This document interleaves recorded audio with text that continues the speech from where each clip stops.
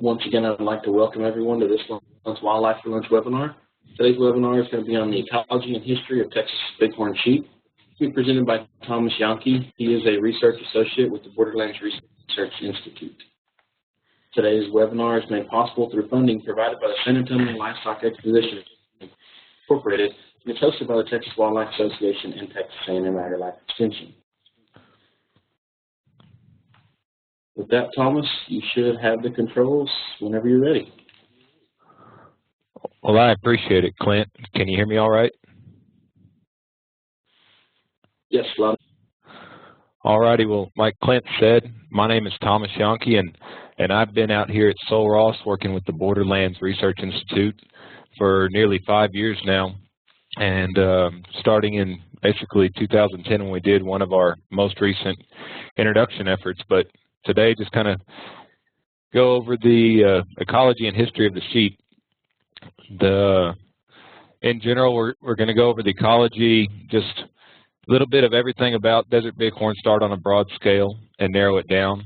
Talk about their history in Texas, the restoration efforts, and where are we at now, including some of the research we've been doing over the past 15 years and really focusing on what we've been doing in the last 5 years. And then what's to come in the future, kind of what we've learned we need to be doing to continue the success we've been having.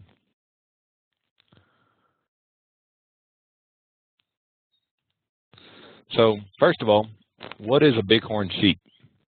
It is a mountain sheep, and it's in the family Bovidae, so just like your cattle or your other domestic sheep. It's an ungulate, meaning it's a hoofed mammal, and it has a ruminant stomach, so a multi-chambered stomach, and it's in the genus Ovis. Now, there's two basic groupings of mountain sheep we have here in North America. One is your thin-horn sheep, and that includes your stone sheep and your Dall sheep. The other group is your bighorn sheep, so we have our thin-horn and our bighorn.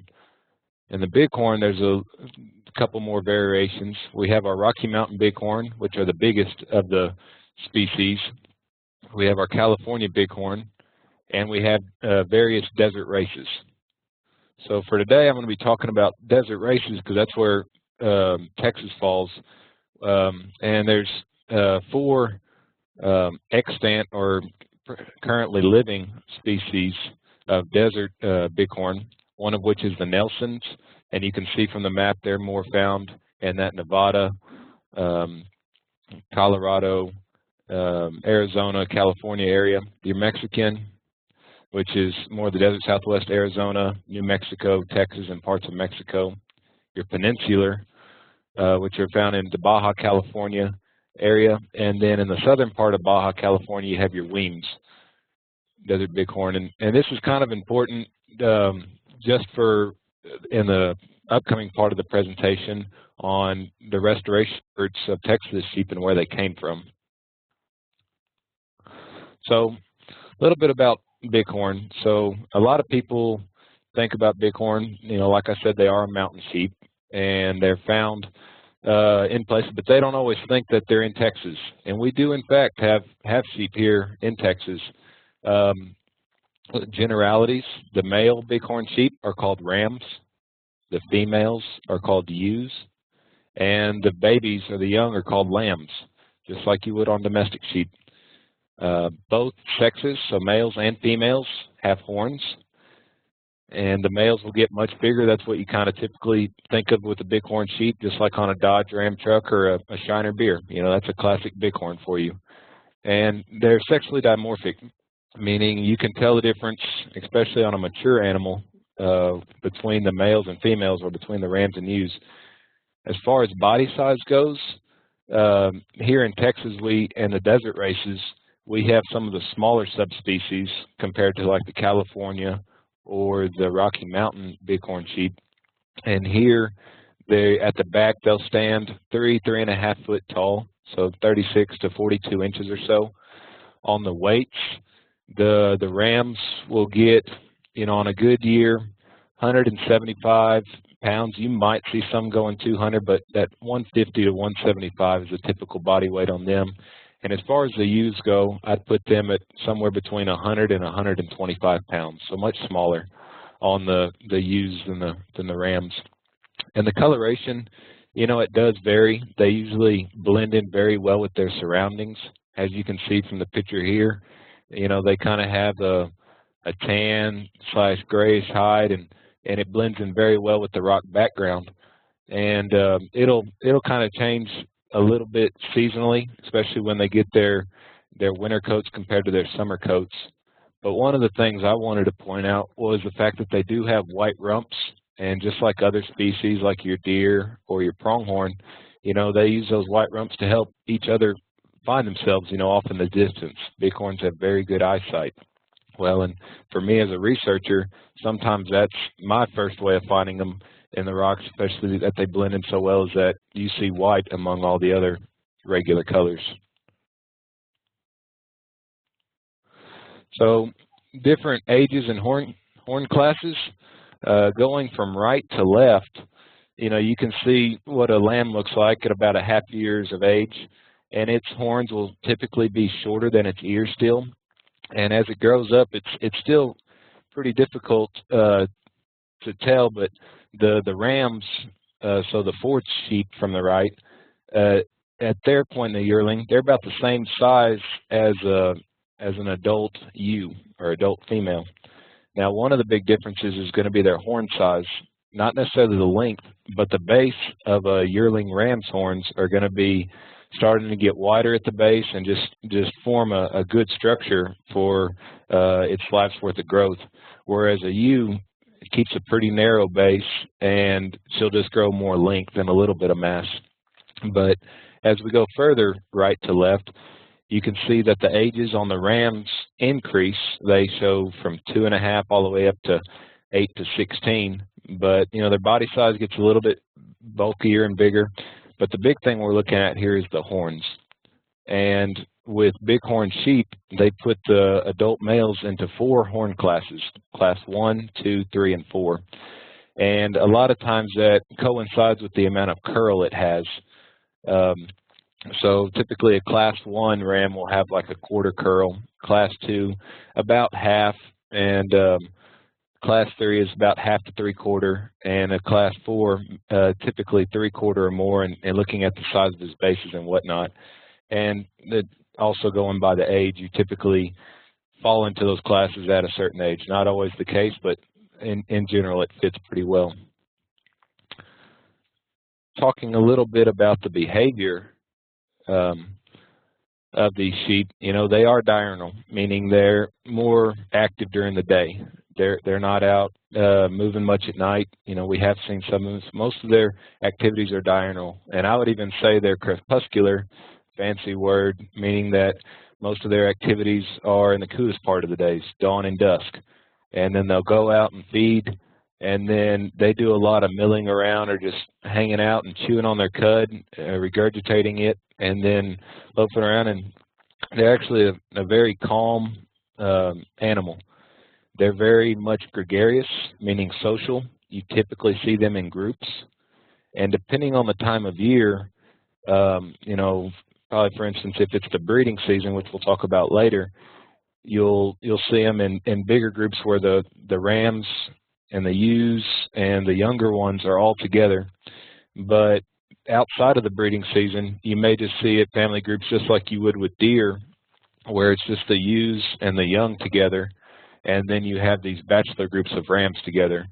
And I've even seen it before where you kind of have groups that are kind of in their own classes. So you'll have your more mature rams typically hanging out together, and you may have a group of younger and mid-class rams together. I would say that the sheep are very cautious. They have good eyesight, and so they're always, whether they're eating or loafing around, you'll always have at least one kind of looking out for the others, and so they're always kind of on the alert. They are a prey species, and meaning they're not at the top of the food chain, so they do have to worry about something coming after them.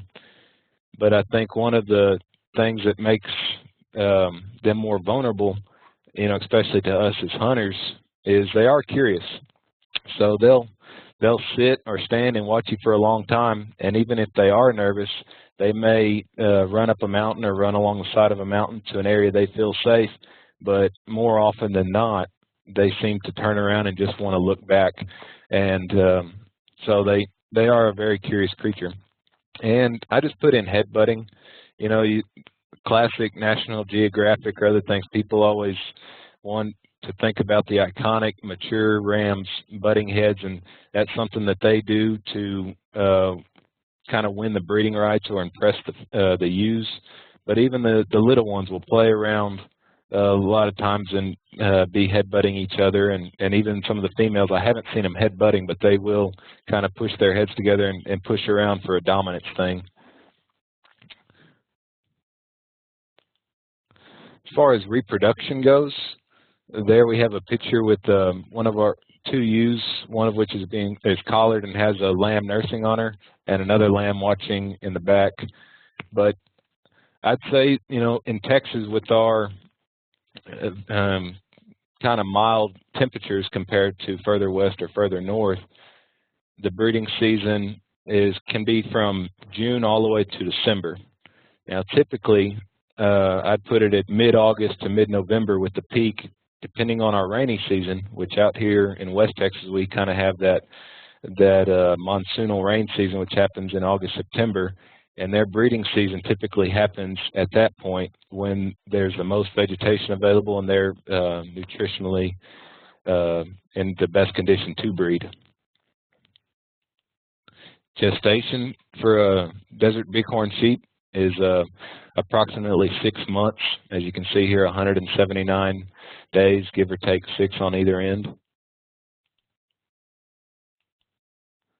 And lambing. So once you add 6 months to that, lambing can occur anywhere from December through June. But typically most of our lambs occur mid-February to mid-May, again with probably the peak, depending on the previous year and the body condition, happening in March and April.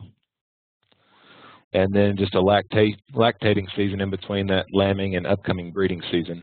And, you know, lambs will nurse for multiple months until the ewe kicks them off. And one of the important things to note is that bighorn typically have 1 lamb. You know, looking at literature and talking to other biologists, there's been some, you know, they found in utero, so at the fetal stage, you know, some that had twins, but there hasn't been any documentation that I'm aware of with, you know, twins in most desert species. They just carry successfully have 1 lamb or carry 1 lamb, and then they do a very good job taking care of that. And so it's very much a K-selected species, low reproduction rates, but they tend to have higher survival rates of the few offspring that they have. So as far as growth and development goes, with the lambs, they're born at about 6 to 12 pounds, depending on when they were bred and the body condition of the mother or the ewe.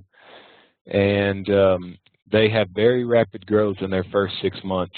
And as you can, you know, in your mind, think about some of the rough habitat they're in, thinking, well, how do those little lambs get around? And actually, within a day or 2 of being born, they can get around almost anything that their mothers can get around, as far as some of that rugged and steep and terrain. The ewes will typically grow to their max size up to about 4 years of age, and you know, they may put on some fat or whatnot, but they're typically done growing body size. And rams, as far as body size go, not horn size but body size, will hit their kind of max body size until about 6 years of age, and the horns will continue after that.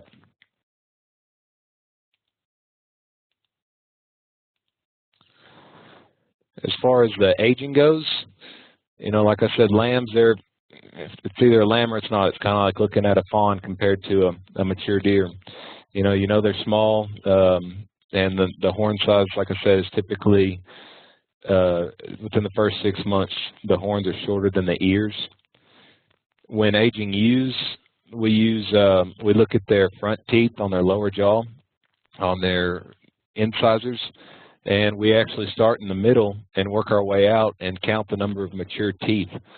So if only the middle one is replacing with an adult tooth, we'd say, well, it's at least 1 year of age. And as we go out, we can look at all 4 sets of front teeth, and if all 4 on each side are mature, we can say, well, it's at least 4 years of age. We really don't have a good estimate after that without sending it off somewhere. And rams, probably the best way to age them is looking at horn growth.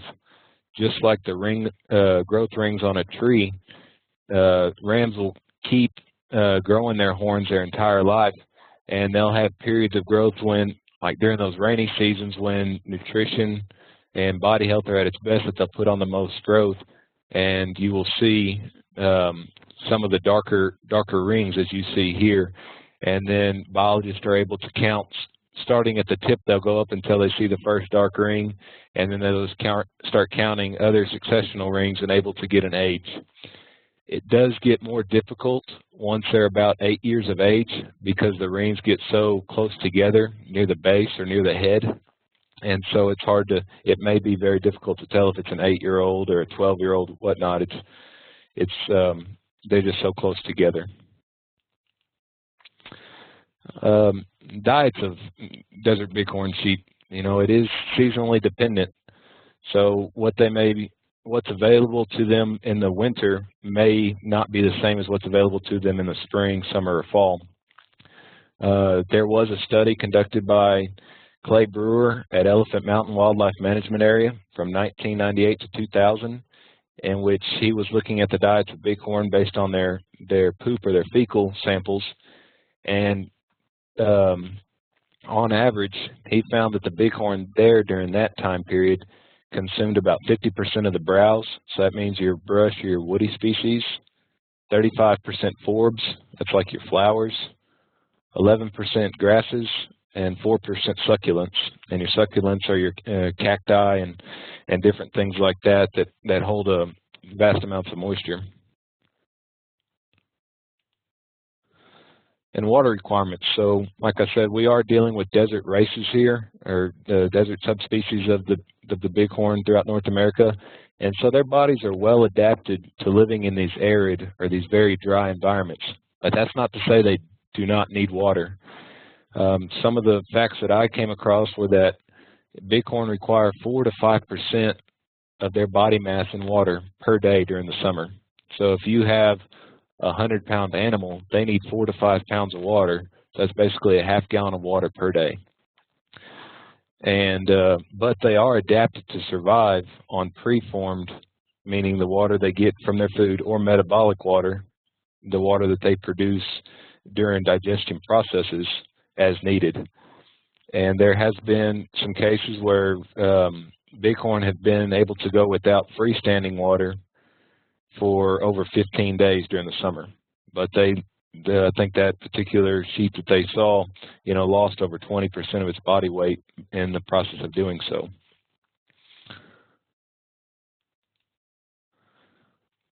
Habitat requirements, I've mentioned already that, with bighorn sheep, you think of very mountainous country, and you'd be right to do so. They like some of the steepest and most rugged country you can think of, and here in Texas, we're pretty well limited to that just here in the Trans-Pecos or in the far western reaches of Texas. And more specifically, they like habitat that's at least 60% slope, and that's steep and rugged, and it allows them, they're adapted to climbing in that very easily, and so that's one of their main ways of escaping predators or any kind of threats that they feel. They like being in areas that are open, from canopy cover, from thick vegetation, because one of their best defenses ahead of time is being able to see or possibly hear any kind of threat coming. So they don't do well, even though some areas may be real rugged or real steep. If it's covered up in trees such as pines or junipers or other things, they may not use that habitat as much or at all because they don't feel comfortable being there and being able to protect themselves. And just that escape terrain, and that's going to can be even more rough or more steep than 60%.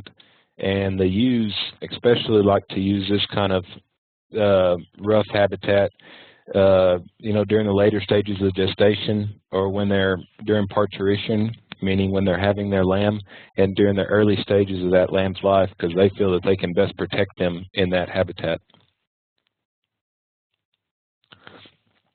As far as movements goes, for bighorn sheep, I'm going to go into more detail later on with some of our research, but movements can be seasonal. Like I said, here in West Texas, we have more of a monsoonal summer rainy pattern, and kind of have 3 seasons. We have a cool, dry season, which is more of our winter months, a hot, dry season, which is our late spring, early summer months, and then we have a hot, wet season, which is kind of that August through October time period. And we can break it down differently than that, but that kind of fits pretty well with a lot of our Transpecus. And so the bighorn, as well as other animals that live out here, will move to different areas where they need to. And some people even say that they will follow the rain or the smell of rain as it gets to areas, because that's the next place food is going to be. Some places report elevational migrations throughout the year from when it gets warmer to colder, or vice versa. We typically do not see that in Texas because our weather is it's not as extreme as other places and doesn't get near as cold. And in general, as far as the daily movement rates and the home range sizes, the rams tend to be greater than the ewes. Mortality, I believe the biggest factor that causes mortality issues with bighorn and many other species is first and foremost habitat, and most of that's out of our control, as far as when Mother Nature is going to allow it to rain, or how many days is it going to be 100+ degrees and without rain. And everything needs food, water, cover, and space. And if the food, water, and cover is not there, they're going to have a very hard time doing it. And another thing that the habitat conditions affects is how much other prey species or food items are available for predators, such as mountain lions, coyotes, eagles. And so when you take out those small mammals, your rabbits, your javelinas, your deer, that just leaves them more likely to take a bighorn, because that may be the only thing that's out there. Some of the biggest predators for bighorn sheep are mountain lions. They occupy the same habitat, and golden eagles. The golden eagles have been very well documented taking. They can take an adult possibly by running them off a cliff or something, but especially during the lambing season, when those lambs are much smaller, an eagle could possibly try to pick it up when it's really little, or harass them enough near a cliff and get them to fall down to their death, in which they can then eat them. Bighorn sheep also have a lot of issues with competition. A big one, Texas used to have, and other states are facing, is just competition with domestic livestock, and mostly domestic sheep and possibly goats. A big thing that comes with domestic sheep is fencing. You get your net wire fencing, which causes habitat fragmentation, or causes the sheep to be confined to an area and not be able to travel when and where they need to. But a big issue that we're realizing now, or learning more about now, is disease transmission. A lot of our domestic livestock, we give dewormers to, or we give different antibiotics to try to keep them healthy, but we can't apply that on the same scale or to these wild sheep, and so they're not immune to some of the same things that are introduced or our domestic animals can transmit to these wild sheep. And then they have competition with other wild sheep, and the main one that comes to my mind, at least here in Texas, is the aoudad. The aoudad are an exotic sheep to Texas. They're very well suited to live in the same, if not even harsher, habitat that bighorn occupy. And we found that they can carry lots of diseases. We don't know what the transmissions are, or, even if there are transmissions, but we know they are in the same areas, they do carry diseases, and then they just compete for the same food, water, cover, and space resources that they need. So, and the aoudad are bigger in size than the bighorn, and so they can just bully them out of an area. Just to clarify, there is not any interbreeding between aoudad and bighorn. They are separate, but we have seen before where an aoudad ram will, take a bighorn ewe and join it with his group of aoudad ewes, and so therefore keeping the bighorn ram from breeding the bighorn ewe. And just some of the diseases, I talked about we have disease transmission between domestic and wild sheep to the bighorn, but some of the big diseases that come to mind are pneumonia, blue tongue, and it's just something we have to watch out for. And you never know, as one of our Parks and Wildlife leaders likes to state, it's not a matter of if they're going to get the disease, but when they are. And so we just have to be prepared on having sheep spread out multiple places. That way, if a mountain range or an area has problems, we have other areas to restock it with. So that's kind of wraps up the ecology part I had. Now I'm going to move on into the history of the bighorn in Texas. And historically, bighorn, or at least in the late 1800s, early 1900s, bighorn were believed to occupy 16 different mountain ranges, indicated by the dotted lines on the map of the Trans-Pecos. And over the course of about 60 years, so from the late 1800s, they were estimated to be about 1,500 animals, so 1,500 sheep living in those 16 mountain ranges. And by the early 1960s, they were all gone. There were no more wild native sheep seen after that. And at that point, our Texas bighorn, if you remember from the earlier slide, was Ovis canadensis mexicana, and at one time was called Ovis canadensis texensis. So it was just that one subspecies. And we have been attributed, or Texas Parks and Wildlife and others have attributed that rapid decline of bighorn over the course of 60 or so years to their extirpation, which means local extinction, to overhunting, competition, fences, and diseases from domestic livestock, predation, and just habitat fragmentation by us humans, putting in roads in places, cities causing pollution. All those things were just another straw on the camel's back that ultimately led to their demise. So some of the early conservation efforts that were taken in Texas to try to prevent this before they went extinct. In 1903, hunting was banned for bighorn sheep. Before that, hunting was unregulated. In the early 1900s, Vernon Bailey conducted a biological survey trying to assess how many sheep were out there and how many mountain ranges they occupied. A survey was again conducted in the late 1930s, and just to kind of see, what those populations were doing, and they knew they were declining, but it kind of quantified how much they were declining.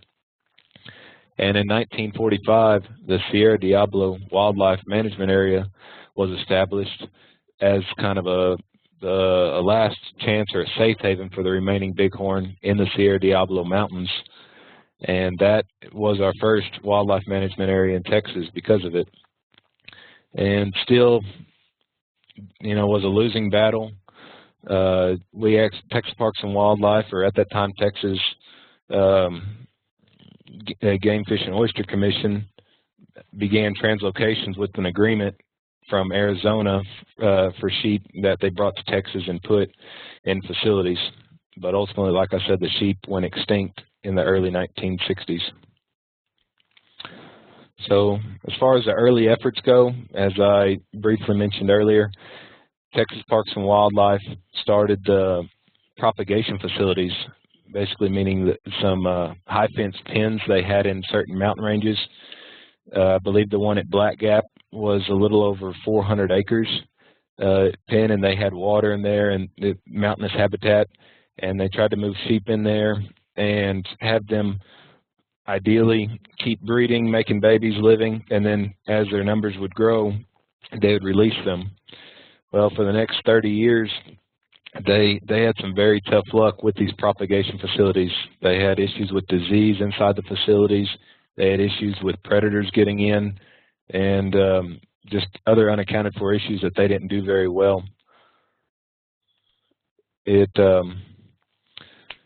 And ultimately, over the course of 40 years, from the 1957 to 1998, to help with Texas restock its numbers, 146 bighorn were brought from other states. As you can see here, most were brought from Nevada. Some were brought from Arizona, Utah, and also Mexico. So, as I said at the very beginning of the presentation, there were different subspecies, and at Texas, one point just had all Ovis canadensis mexicana, or the Mexican desert bighorn. Now, after we pulled sheep from these other states in Mexico, we potentially have the most genetically diverse group of sheep currently in Texas, because we should have the Nelson's bighorn, the Cream Nobatis, and the Mexican bighorn genetics in Texas. I do want to clarify that, as you can see, most of those translocations occurred in western Texas, but there's one blue dot going into the hill country, and a couple of sheep were actually taken to a vet lab in Kerrville for testing. So they were not reintroduced to the hill country. They were just taken there for some lab testing. But like I was saying earlier, the propagation facilities, or those pens, it was a very slow process and had very mixed results, and ultimately didn't do too well. Luckily, at some point, some of them, they were able to start getting releasing a handful of sheep at a time, and where the populations got good enough, they would take out a half dozen or so and just start letting them roam freely in the mountains near those propagation facilities. And once Texas Parks and Wildlife had sheep that were able to range freely, they did substantially better, and they just started taking off, and got to the point where by the 1990s, they didn't need those propagation facilities anymore. They were able to start pulling from free-ranging bighorn. And actually, the first in-state transplant, meaning the sheep that were brought to the facilities, released free-ranging, and then released on mountain ranges, I think happened either in the 70s or 80s. But in total, beginning in 1971, when they started moving sheep from either a propagation facility to a new mountain range, or from a free-ranging sheep in Texas to another mountain range to help in the restoration efforts, 630 bighorn sheep have been moved in Texas. 309 of those happened in 2001 or prior, and 321, so over half of that 630 has happened in the last 5 years. Texas Parks and Wildlife and others have been very aggressive in working with the bighorn and trying to restore them to multiple mountain ranges that were currently inhabited, but now uninhabited. So here's a map of kind of what's been happening in Texas over the last 40 or so years of movements. Some of those yellow dots are propagation facilities. Some are just free-ranging mountains in that same area. But you can see that there's a pretty good distribution of translocations, and even in some of these areas, the sheep are naturally expanding out themselves to neighboring mountain ranges, and that's Texas Parks and Wildlife's goal or hope, is that they will naturally expand so they don't have to use translocations to keep moving them, and they'll just kind of fill in the gaps themselves into the habitat that suits them best. So where are we now with all this?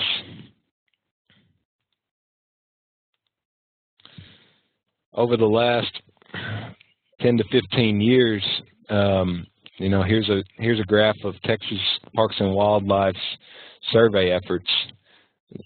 Texas Parks and Wildlife conducts aerial surveys with a helicopter in August every year into the mountain ranges they believe to have sheep, and even some that you know, they might have sheep and they're just checking. But you can see that in the early 2000s, they spotted about 350 sheep, and over the next 10 plus years, it's gone up to about 1,200 sheep. And these are not what they think are in Texas. These are actually the numbers that they spotted during the surveys. I do want to address that in 2005, you know, there wasn't a major catastrophic event that might have caused a population decline. It was just that Texas Parks and Wildlife had a partial survey or an incomplete survey. So those are just what they saw. They didn't survey everything like they did in 2004 or 2006. Another thing I want you to pay attention to is, if you remember, we had the big drought in 2011. And so 2011 and 2012, you definitely see a dip in the population. And we believe that was attributed to that drought and its direct and indirect factors. And so about that time, there were certain mountain ranges that have been restored, such as Elephant Mountain, WMA, and the Sierra Diablo and surrounding mountains, that Texas Parks and Wildlife felt that those mountains were at their carrying capacity, meaning they had all the animals they could sustain without causing more damage to the habitat based on browse surveys and different counts. And so that's when we started our most recent translocation efforts, was in December of 2010, kind of a multifold effort to take that pressure off of some of those mountain ranges by removing sheep, but also to help restore other mountain ranges that didn't have sheep on them. So here's a map of where we have bighorn now, most of which are in that Van Horn area and the further West Texas.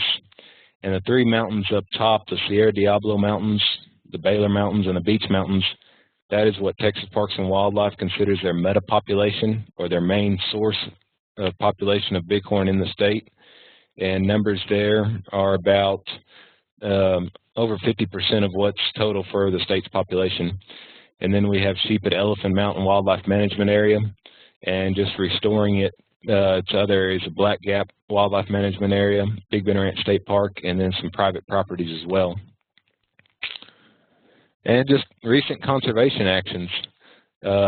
Not only is a success story of going from zero in basically 1960 to now we're observing around 1,200 plus on surveys, but we're back. Texas Parks and Wildlife is back to issuing permits. The governor at that time issued the first permit in 1987, and after talking with Froilan Hernandez this morning, Texas Parks and Wildlife Bighorn Sheep Program Leader, he told me that since 1987, Texas Parks and Wildlife has issued out 205, so 205, permits for sheep in Texas. Most of those go to private lands in which where the sheep are, but here recently there's been about three permits per year that go to the public. One of those will typically go to an auction to help raise money to help support sheep management and conservation, and the other two will go into the draw hunts. So the Texas Parks and Wildlife Grand Slam draw, and then the other one is just for a bighorn draw. And then another thing that's a lot happening is translocations. Like I said, we've done a lot of 5 translocations in the last 5 years, and moved those 321 sheep, and we've done a lot of research with them, and also been doing a lot of habitat work as far as just clearing net wire fences, opening up other habitat and water projects with landowners and groups such as the Texas Texas Bighorn Society.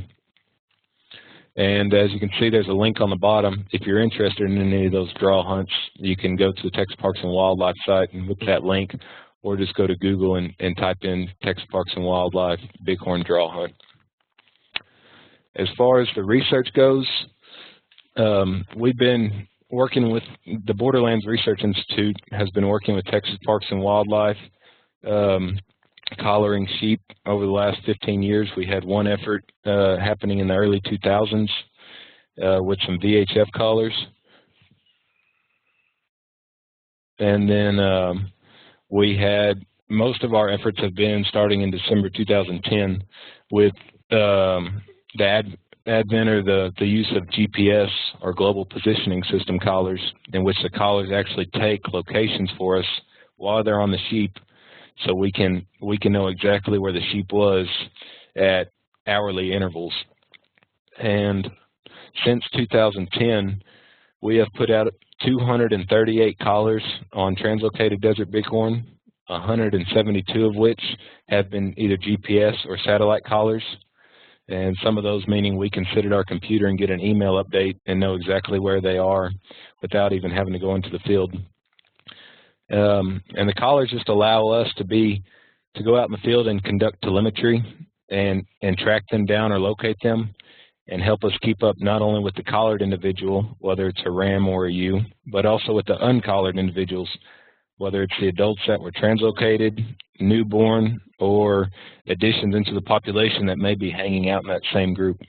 And those field observations are helping us, better our understanding and knowledge of the bighorn's basic ecology and behavior and the habitat they use by all those GPS points. And currently we're using all the computer software we can to help us analyze the data, whether it's ArcGIS or different programs to estimate home range sizes, or currently we have studies going on trying to form a habitat model for what the sheep are showing us they select, not what we see, but based on those collar locations, what are they using in different seasons, and trying to figure out why. And some things that we can put into that equation of the habitat model may include the slope of the area, the elevation, the terrain ruggedness, precipitation, temperature, and canopy cover, and all those are going in, so we can try to form the best model of what those sheep are doing and where they're going, and hopefully best predict where we can put them next that they'll succeed at. Some of the studies that we've been doing and that are currently ongoing is we've been looking at the survival, the movements, the home ranges or utilization distribution, and the habitat selection of these translocated sheep, and we're comparing them between different years when we've released them or different sources in which they came from. And by sources, I mean if we translocated some from Elephant Mountain Wildlife Management Area or some from the Sierra Diablo and WMA, we can see, do they act differently if they come from a different area, and hopefully fit into that puzzle of what's going to happen if we get sheep from area A compared to area B, and which area will it fit in best, and so they have the best chance of succeeding. We also have a study going on right now with interactions with aoudad, in which we have some aoudad collared and looking at their movements and looking at their diet overlap, and starting to look at the timing and the success of the lambing using the collared does and using trail cameras. So one of the studies I'm going to hit real briefly on is Big Bend Ranch State Park, and that's where I did my study for 3 years following 2 translocations. This particular study, we moved a total of 141 sheep, and we collared 78 of them. And Clint, if you will, can you turn on the video, please?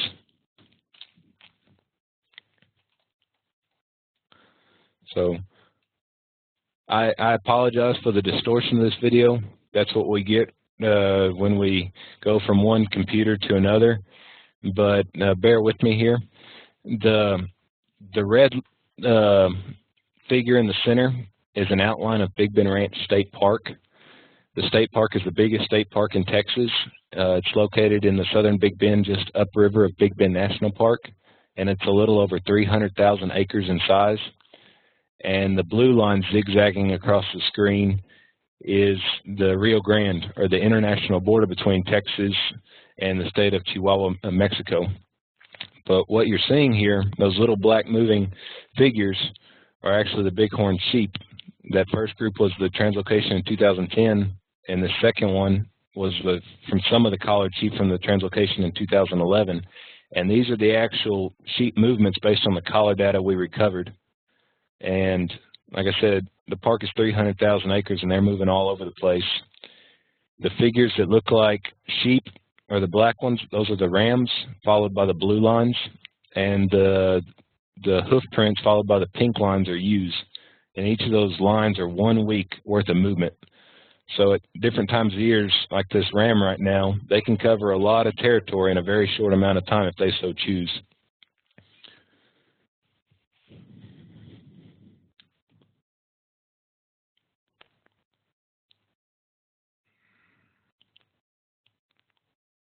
All right, Clint, I think that's pretty much it on the video.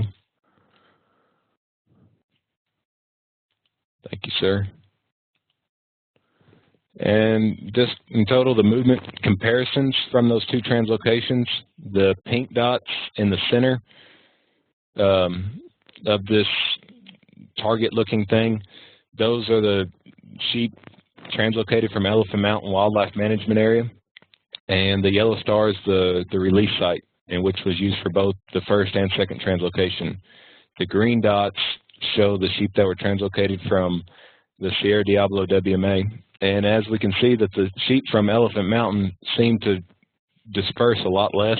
All their movements were within the first or within a 20-mile radius, whereas from the Sierra Diablos we had some, the majority were within less than 30 miles, but we had one particular ewe go 43 miles from the release site. And then just a basic minimum convex polygon, meaning I drew an outline around the outermost points to signify kind of the area that this group of collared sheep used at Big Bend Ranch during the study. And like I said, Big Bend Ranch is 300,000 acres. Those translocated sheep, of the 54 collars I recovered and got data from, they used an area or had an MCP with an area of 1.3 million acres. That's a good amount of habitat in both the USA and Mexico. 20 of those collared sheep crossed into private lands outside of Big Bend Ranch State Park boundaries, and 21 crossed into Mexico. Real quick, just for the ones that did cross into Mexico, we had a higher percentage of rams crossed than ewes for what we had collared. 23% of the sheep that crossed stayed there at least 30 days per crossing. So if they crossed, they stayed there at least 30 days before returning. But 70% of the crossings were there. The sheep were only there for less than a week, and 59% were there less than 1 day, based on the collars. The max number of days that a ram was over there was 225 days, and a ewe was 242 days. And the reason I say this is it's very important because these are the first known free-ranging sheep in the state of Chihuahua. Just like Texas, their sheep were historically extirpated, and so now they have the chance of hopefully they start establishing themselves from our Texas restoration, and they're making it on their own in Chihuahua. They have propagation facilities or in Chihuahua, but like I said, these are the first free-ranging documented sheep in the state of Chihuahua coming from Big Bend Ranch State Park. And just quick stats about where they crossed. We recorded a total of 115 different crossing locations. The difference between the Mexico and into USA is we had a couple collars either drop off or the animals died in Mexico, so the numbers are different on the ones that actually returned to the USA. But out of those 115 crossings, nearly 90% of them happened within a 6-mile strip. So if we wanted to focus our conservation efforts and monies to a small area, this 6-mile strip is definitely a key international boundary or international conservation corridor that we need to keep in mind. And the overall research message we have from this is that, from these studies, the bighorn from the Sierra Diablo metapopulation, which is a bigger mountain range, tended to move more than the ones that came from a smaller range, in this case, Elephant Mountain WMA. The bighorn appeared to settle in to their translocated sites more by the second year following release. And probably the most important, political boundaries do not hinder the movements. Fences may, but luckily we did not have fences, so it doesn't matter if it's at a county level, a state level, a federal level or an international level, the sheep use the habitat that they wanted to. So when we're managing for species such as bighorn, we need to be working at a landscape level as well and not look at the political boundaries on a map. And just next, we need to continue and establish our cooperation efforts, different landowners, different agencies, different groups in Mexico. We need to continue our research and understanding of the sheep. And we need to make the people more aware of the sheep and of the resource on both sides of the border, so they have pride in them and tend to protect them as well. So with that, I would like to, first of all, thank you all for your time and taking out of your lunch break to listen to this from me. And first and foremost, I'd like to thank the private landowners in Texas who have sheep in sheep country, because without them, it wouldn't be possible to do these efforts and for the monies and efforts they put into keeping that habitat and the sheep the way that they are. The Texas Parks and Texas Wildlife Departments for all that they've done over the last basically century on going from nothing to where they are at now. The Texas Bighorn Society has played a very crucial role in keeping this going over the last 50 years.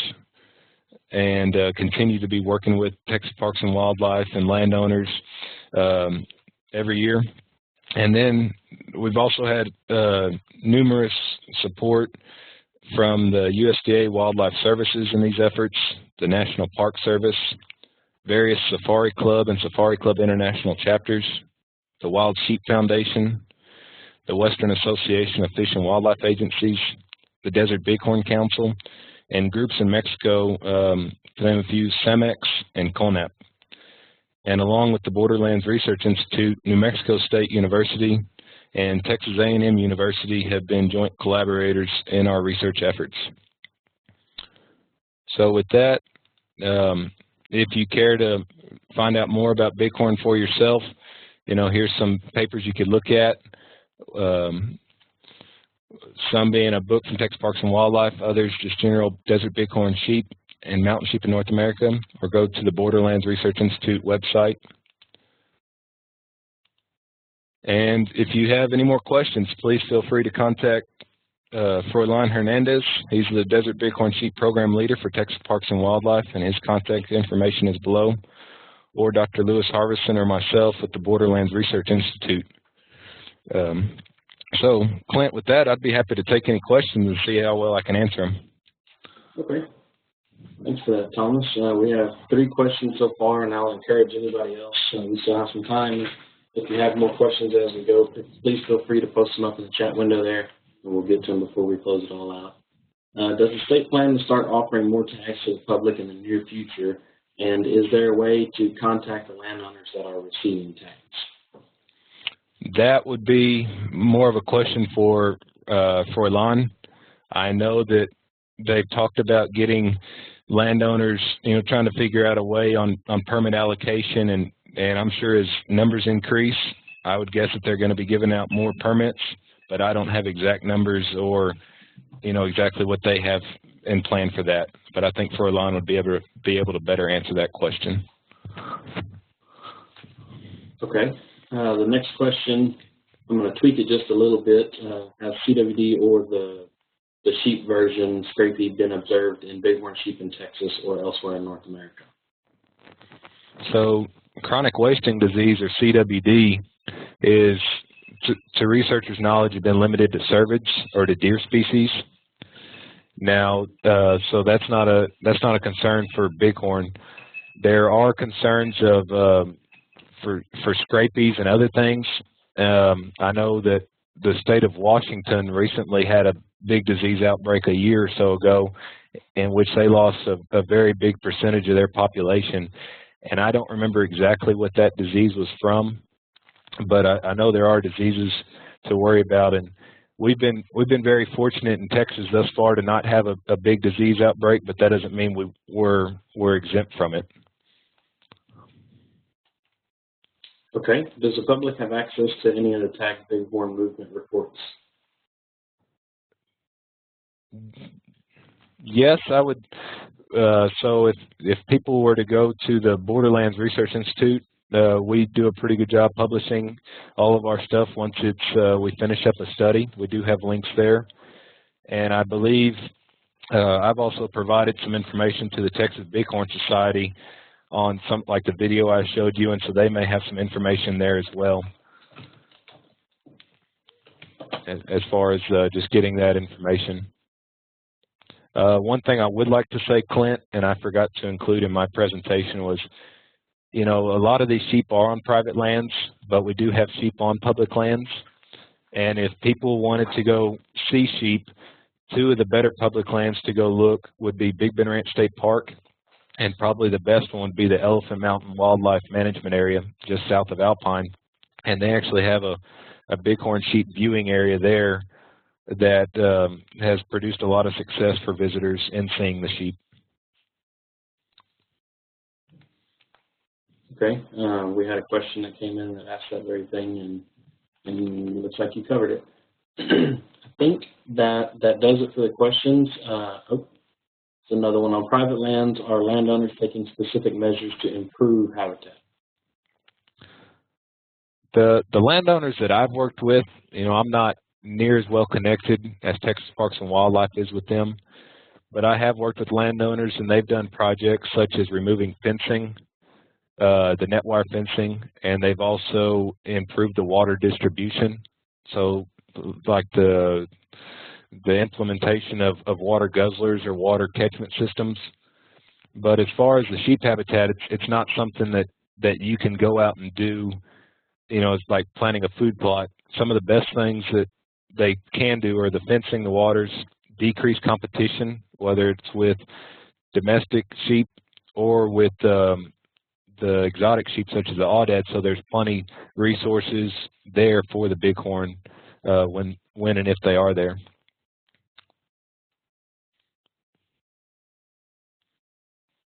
What about controlled burns to improve vegetation?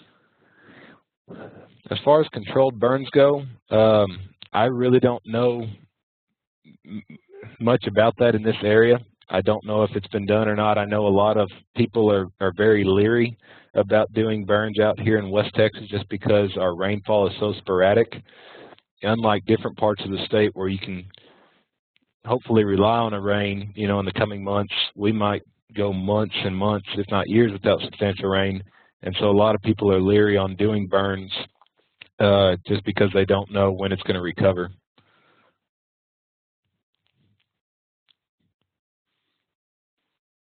Okay. Looks like that covers the questions for now. I want to direct everybody's attention back to the chat window. In fact, let me grab this link again just because it was a little bit further up. I'm going to post this webinar up with all of our other archived webinars on the TWA website, and also be on YouTube on the TWA channel there. So if you'd like to go back and review this information, if you'll just grab that link right there and copy and paste it, or go to the TWA homepage and look under resources, you'll find all of our archived webinars. So give me a week or so and this one will be posted up so you can go back and review it and look at the information once again. With that, Thomas, I don't see any other questions, so we'll go ahead and wrap it up. I appreciate you taking your time to do the webinar for us. It was very informative. I appreciate it, Clinton. Hope you have a good one. You too. Thanks a lot. Thank you, everyone, for joining us.